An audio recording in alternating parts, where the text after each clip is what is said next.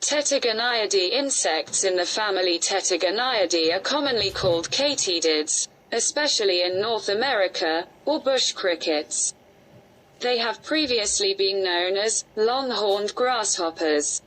Part of the suborder Ensifera, the Tettigonioidea are the only extant, living, family in the superfamily Tettigonioidea.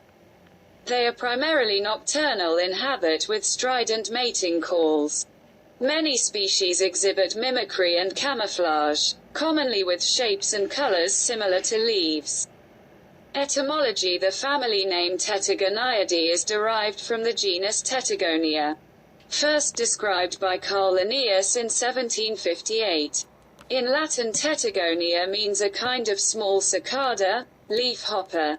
It is from the Greek Tettigonian, Tettigonian.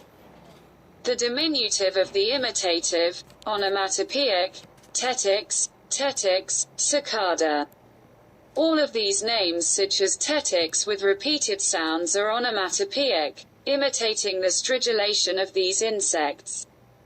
The common name katydid is also onomatopoeic and comes from the particularly loud, three-pulsed song, often rendered katydids, of the nominate subspecies of the North American Pterophylla camellifolia, belonging to the subfamily Pseudophyllinae, which are known as true katydids. Description and life cycle: Tettigoniids range in size from as small as 5 mm (0.20 in) to as large as 130 mm (5.1 in). The smaller species typically live in drier or more stressful habitats, which may lead to their small size. The small size is associated with greater agility, faster development, and lower nutritional needs. Tettigoniids are tree-living insects that are most commonly heard at night during summer and early fall. Tettigoniids may be distinguished from the grasshopper by the length of their filamentous antennae, which may exceed their own body length. While grasshoppers' antennae are always relatively short and thickened. Life cycle: eggs are typically oval and may be attached in rows to plants. Where the eggs are deposited relates to the way the ovipositor is formed. It consists of up to 3 pairs of appendages formed to transmit the egg, to make a place for it, and place it properly. Tettigoniids have either sickle-shaped ovipositors, which typically lay eggs in dead or living plant matter, or uniform long ovipositors which lay eggs in grass stems. When tettigoniids hatch, the nymphs often look like small, wingless versions of the adults, but in some species, the nymphs look nothing at all like the adult and rather mimic other species such as ants, spiders and assassin bugs, or flowers, to prevent predation. The nymphs remain in a mimic state only until they are large enough to escape predation. Once they complete their last mold, after about 5 successful molds, they are then prepared to mate. Distribution: Tettigoniids are found on every continent except Antarctica. The vast majority of katydid species live in the tropical regions of the world. For example, the Amazon basin rainforest is home to over 2,000 species of katydids. However, katydids are found in the cool, dry temperate regions, as well, with about 255 species in North America. Ecology: the diet of most tettigoniids includes leaves, flowers, bark, and seeds. But many species are exclusively predatory, feeding on other insects, snails, or even small vertebrates such as snakes and lizards. Some are also considered pests by commercial crop growers and are sprayed to limit growth.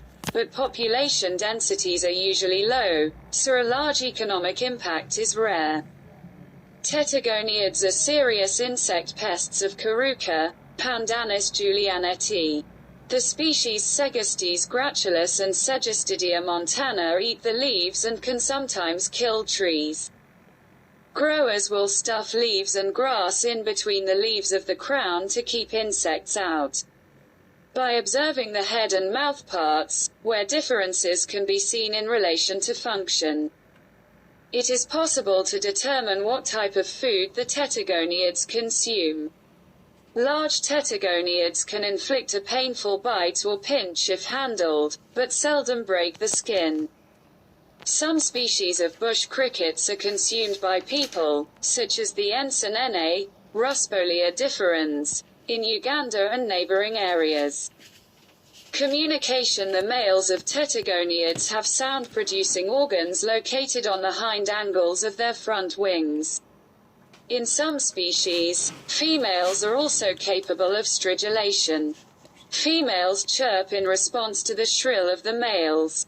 The males use this sound for courtship, which occurs late in the summer. The sound is produced by rubbing two parts of their bodies together, called stridulation. In many cases this is done with the wings, but not exclusively. One body part bears a file or comb with ridges. The other has the plectrum, which runs over the ridges to produce a vibration. For Tettigoniids, the forewings are used to sing. Tettigoniids produce continuous songs known as trills.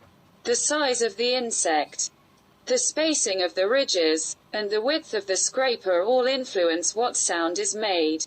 Predation. Some Tettigoniids have spines on different parts of their bodies that work in different ways. The Lystrocelini have limb spines on the ventral surfaces of their bodies. This works in a way to confine their prey to make a temporary cage above their mouthparts. The spines are articulated and comparatively flexible, but relatively blunt.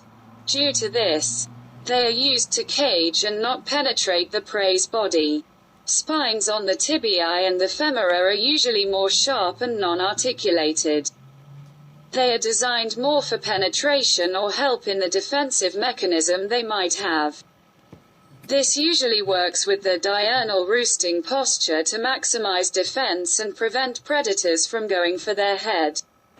Defense mechanisms. When Tettigoniids go to rest during the day, they enter a diurnal roosting posture to maximize their cryptic qualities. This position fools predators into thinking the katydid is either dead or just a leaf on the plant. Various Tettigoniids have bright coloration and black apical spots on the inner surfaces of the tegmina, and brightly colored hind wings. By flicking their wings open when disturbed, they use the coloration to fool predators into thinking the spots are eyes. This, in combination with their coloration mimicking leaves, allows them to blend in with their surroundings, but also makes predators unsure which side is the front and which side is the back.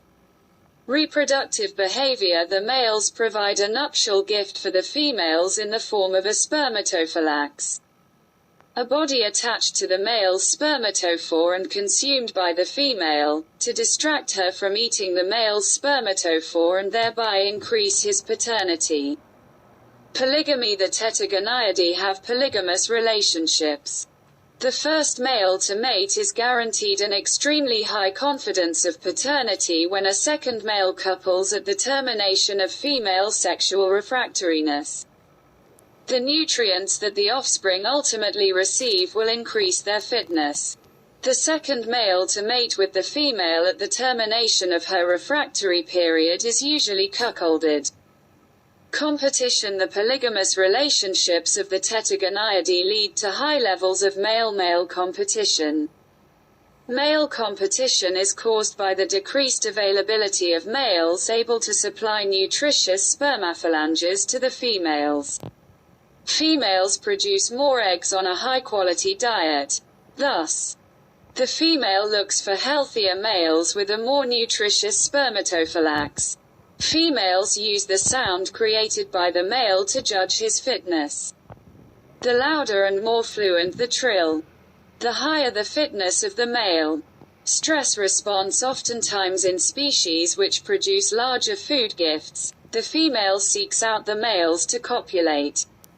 This, however, is a cost to females as they risk predation while searching for males. Also, A cost-benefit trade-off exists in the size of the spermatophore which the male Tettigoniids produce. When males possess a large spermatophore, they benefit by being more highly selected for by females, but they are only able to mate 1 to 2 times during their lifetimes. Inversely, male Tettigoniidae with smaller spermatophores have the benefit of being able to mate 2 to 3 times per night, but have lower chances of being selected by females. Even in times of nutritional stress, male Tettigoniidae continue to invest nutrients within their spermatophores. In some species, the cost of creating the spermatophore is low. But even in those which it is not low, it is still not beneficial to reduce the quality of the spermatophore, as it would lead to lower reproductive selection and success. This low reproductive success is attributed to some Tettigoniidae species in which the spermatophylax that the female receives as a food gift from the male during copulation increases the reproductive output of the reproduction attempt. However, in other cases, the female receives few, if any, benefits. The reproductive behavior of bush crickets has been studied in great depth. Studies found that the tuberous bush cricket, Platyculus affinis, has the largest testes in proportion to body mass of any animal recorded. They account for 14% of the insect's body mass and are thought to enable a fast remating rate.